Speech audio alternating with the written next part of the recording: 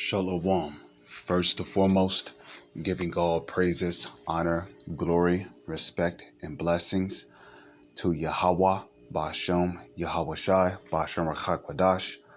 Salutations to the Lord's elect on the four corners of the earth, pushing this truth in sincerity while patiently waiting for Yahweh Shai's return. And double honors to our apostles and elders of Great Millstone, which have taught us everything we know through the spirit and power of Yahweh, Ba'ashem, Yahweh Shai. And, I just wanted to do a video real quick on, not letting society get you down, because sometimes things will happen in your life that will, test you to the limits, and we all must understand that a lot of the things that people do in society, rather if they're smoking or eating pork, or rather if they're committing adultery or getting tattoos, or they lining themselves up, or they're growing dreads, they're gang banging, they're committing murder, they're stealing, they're robbing, One thing to take into account is that demons are making people do these things. Even if your boss or your higher ups is being a demon towards you, those are just demons taking over and making them do the things they do. Because remember, Satan and his demons, they know who the men of the Lord are in the truth. Now, I'm not saying I'm a man of the Lord or a prophet or a servant of the Most High. But what I am saying is that demons, when it comes to targeting brothers in the truth, demons are kind of particular about people's actions towards you. Especially if you got a woman, you might be stressed out from work. You might have had a bad day somewhere. So you just want to, go home and pop your woman and then go to sleep feeling good. But as soon as you go home, she got an attitude problem. She don't want to talk to you. She don't want to give you no box. And then on top of that, she's unreasonably extra rude to you. And it's like, unfortunately, you have to deal with that kind of behavior because the scriptures speak about, putting your woman away. How you're not supposed to just put your woman away. Not unless there's a legitimate reason, like she committed adultery on you or something of that matter. So, it's like you go home and it's like, damn,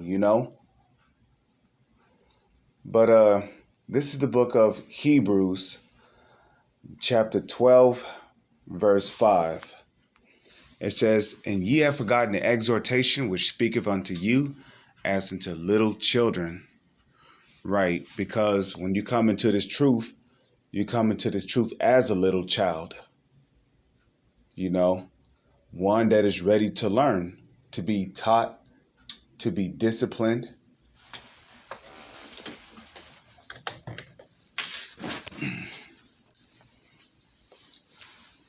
To be re-educated in the Holy Scriptures. You become as one who is ready to learn.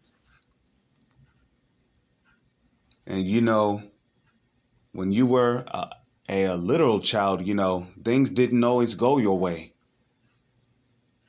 Sometimes you went to school, you got picked on, people made fun of you, they said things about you that weren't true.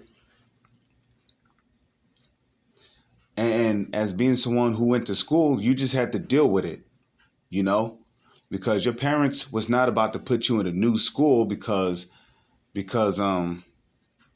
people was picking on you. You had to learn to adapt like water. You had to learn how to receive instructions from your teachers.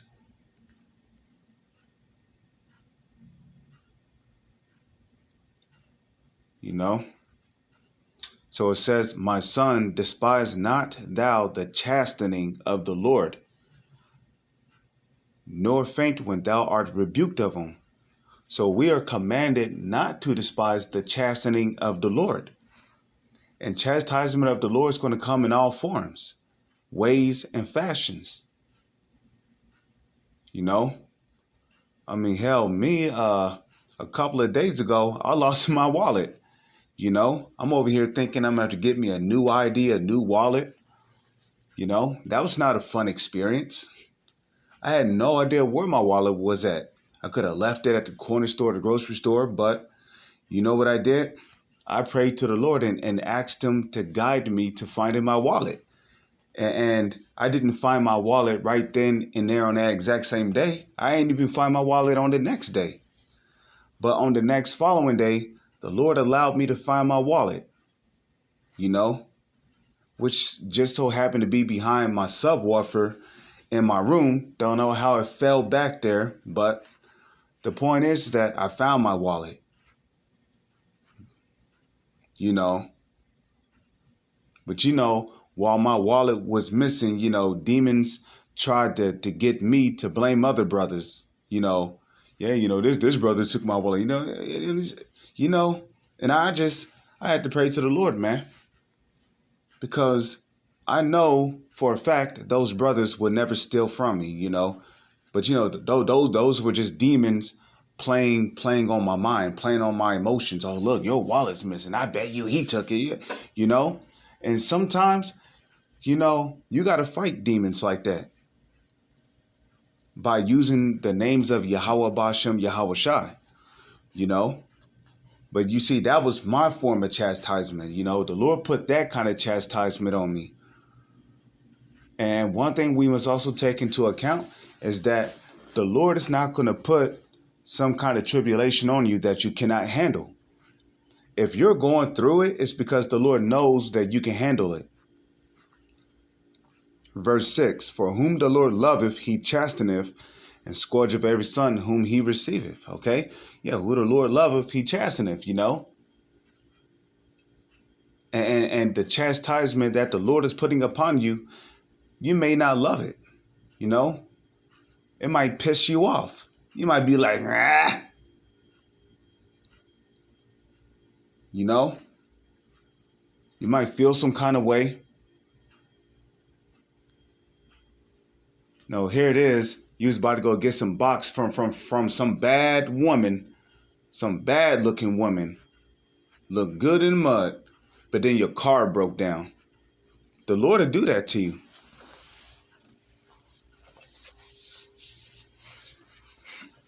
You know? You know, you might go to buy groceries from a store one day to feed your family, and the food on prices might be much higher than anticipated. So now you don't have enough money to spend for yourself. Well, the Lord will do that to you, you know. It says, if ye endure chastening, Yahweh Bashem Yahweh Shai dealeth with you as with sons. Because when you was a child, a son of a father or a mother, you know, you got whooped whenever you did something you was not supposed to do. You know, if you ate something out of the fridge that you was not supposed to eat, you got whooped for it. You know, if you got bad grades in school, you got a whooping for it. You know, but that whooping was not for nothing. It's not because your parents understood that they had more power than you, but they did it because they cared about you and they did not want to see you making regrettable choices that might affect your life for the rest of your life. You know, there's a lot of guys out there that are homeless, sitting on the street, miserable, mad at the whole world, completely hate anybody else that's doing better than them. Got a job, a home, because that person that was homeless, he did not receive the proper care or chastisement from his parents growing up. His parents probably allowed him to do whatever he wanted to do. You know, he was probably a gangbanger, doing drugs, hanging out on the street corners, skipping school when he was young. And guess what? He ended up doing something that got him locked up. Now he got a record. So now when he get out of jail, it's going to be extremely hard for him to find a job. So his only option is to be homeless. But you know, when you see a homeless person out there and you know you're doing good for yourself, you got to give reverence and praises and honor and thanks to your parents. Because the fact that your parents used to whoop you and put you on punishment and take away your game systems and make you sit in your room for all the wrongdoing that you did showed how much your parents cared about you. So, you know, you realize that you got a place to stay, you got a job, you know, you might have a car, a wife, you might have 2 children, you know, but your life is far more better off than the one who's homeless.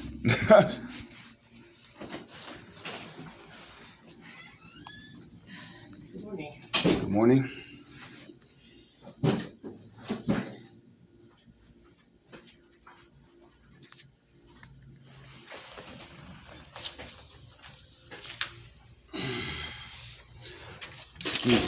Excuse me just a moment.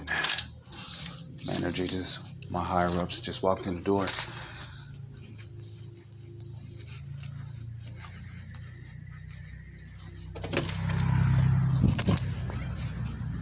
So it says, verse 7, if ye endure chastening, Yahweh Bashem Yahweh Shai dealeth with you as with sons. For what son is he whom the Father chasteneth not? But if ye be without chastisement, whereof all are partakers, then are ye bastards and not sons. Verse 9, furthermore, we had fathers of our flesh which corrected us, and we gave them reverence. Right, because they kept you from you know, going down the wrong path. You see? They kept you from doing things that would, they kept you from making regrettable decisions, you know? I mean, if I had a son or a daughter, I would not want to see them in prison. I would not want to see them being a gangbanger. You got to worry about your child getting shot up because they all caught up in the wrong group, you know? Nobody wants to have to go through that. So what do? Well, you punish your children. You know? And the idea is that if you have a child, is to get them while they're young. That way they can grow up, you know, understanding right through wrong.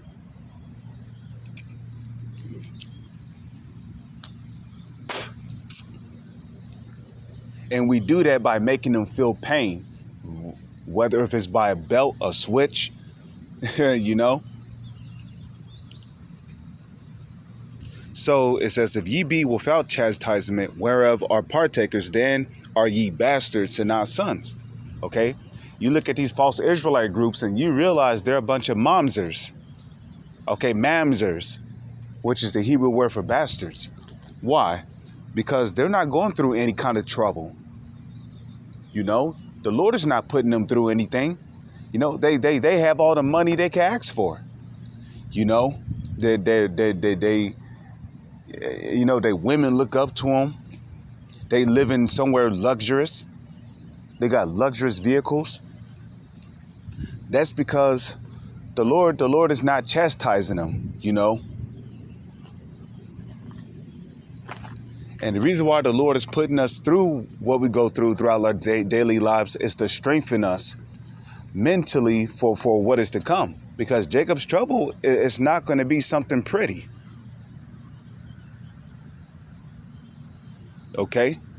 So verse 9, furthermore, we have had fathers of our flesh which corrected us, and we gave them reverence. Shall we not much be rather in subjection unto the Father of spirits and live?